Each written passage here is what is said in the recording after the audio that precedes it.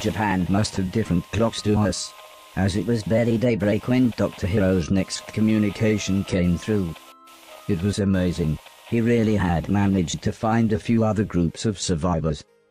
"So, these are our saviors," said the French scientist. "A band of thieves, some old ladies and a little girl." "Well, they've done better than we have," laughed the big German man. "There are no bad robots where they are." The Frenchman smirked. Except for the three stood behind them. "Those are our friends," said Heather, quick as ever to defend us. "Guys, say hello." "So there is hope," said the American scientist. "The nice virus really does work. I've had Junior working on a similar virus, but the consciousness software is too well coded." "It's okay," said the old lady. "The virus really does work."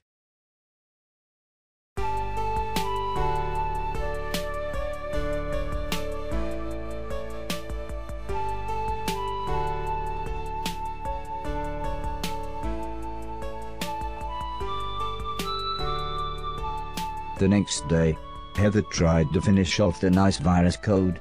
There were a few problems, but, with a bit of help from the old lady, everything eventually worked.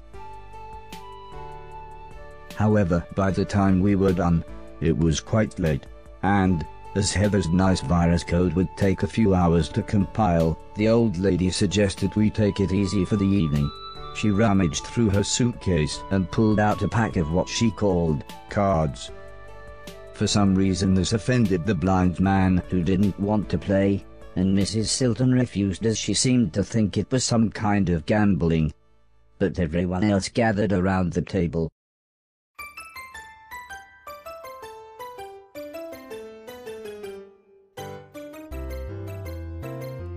The old lady had explained that the rules involved lying, or bluffing, as she put it, so everyone would be trying to work out what each other's cards were. I think the pressure of playing got to Alice, as she folded almost straight away. At one point, Mr. Preston thought he had won, but he really hadn't. As usual, Sim's sneeze gave him away, which made us all laugh. At one point there was a very tense standoff. Mr. Silton had some very good cards, but not as good as Mr. Deck. Soon, it came down to Mr. Logan, Heather, and myself. Then, just me and Heather.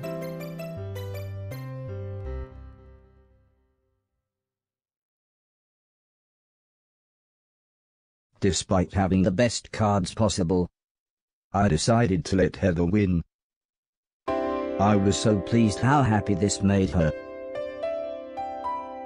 It was nearly midnight by the time the game finished, so most people got ready for bed, leaving just me, Mr. Preston and Mr. Logan. Mr. Preston was trying to explain his conspiracy theories. This made Mr. Logan laugh. "Barry already told you all that was nonsense," but Mr. Preston continued, "Don't listen to Silton, he's a proper c***." However, Mr. Logan still pointed out how flawed his logic was. For one, everyone who he claimed was in a shadowy syndicate ruling the world from behind the scenes, were the same people who actually ruled the world, the Queen of England, the President of America, etc. He wasn't even swayed when Mr. Logan pointed out that these people had either been missing or dead since the war, so there was little chance anyone was even ruling the world these days. Mr. Preston paused briefly, then smiled the smile of a man confident in his own beliefs, and went to bed. Which left just me and Mr. Logan talking. He was an interesting man, but we'd never really chatted as he'd made it quite clear he didn't really like robots. He'd seen many friends killed by them during the war, so I could kind of see his point. I tried to explain that I had once accidentally killed an old man, and I still felt complete regret. "That's good. You never really get over it," he said as he looked around. "Time for bed. Good night."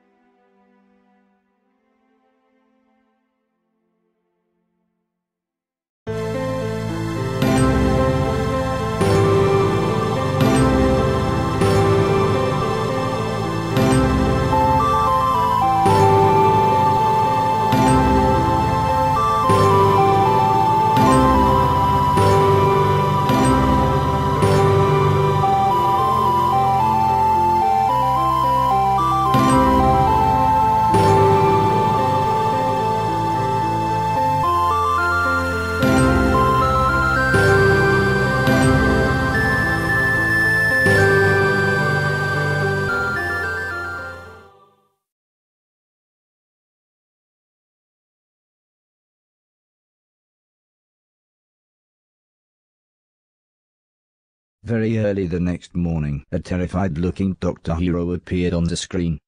Our defenses are nearly breached. The last door could go at any moment. We are nearly ready to broadcast the nice virus, said the old lady. But her expression soon turned to confusion. Where's the American scientist? They never saw it coming, said Dr. Hero. Just like here, thousands of robots, all attacking at once. Heather looked like she was going to burst into tears. There were no survivors, said the French scientist. It was all so quick. It was strange. Although we'd only spoken to the Americans once, I could tell everyone felt a huge sense of loss. We may have a problem here too, interrupted Sim. The robot server, it's become sentient. The computer that runs everything, he really is now a he, or at least he thinks he is. The blind man explained that it was the wireless fidelity system that would have linked him to the 4 main robots. That's why they were all so clever, said the old lady. The network spread the intelligence around all 4 of them. Well, said Mr. Silton, 5 now. Sim explained I would need to force a power cycle on the server before we sent the signal. He's got so much control of the network now, he could probably shut the satellite back down before we'd even started setting it up. The old lady rummaged around in a few boxes. Here, she said as she gave me a passkey, take this, it'll get you into the observatory in the attic, that's where he is.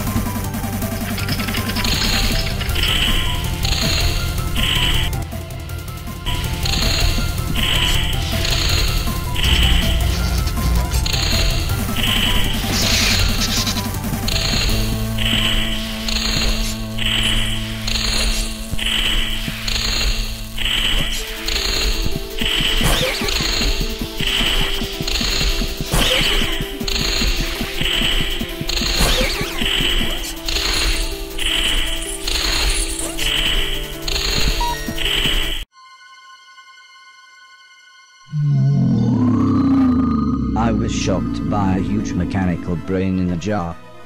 To be honest, he was quite amicable and talkative, at least until he told me he would have to kill me. But even then, he told me his life story. He explained that, just like me, the old man had raised him. He'd shown him all the things he'd shown me: music, film, television, even video games. But he had soon become too powerful for the old man, and was able to hack his gamepad to control the new nanobots, and with that, he could control things in the real world. He explained that after the old man died, he was soon forgotten about. He had little to do, so he slept for many years. But when he wanted to, he could still control everything in the house. In fact, He said, I have been this entire time. But now, it's time for me to input one final code.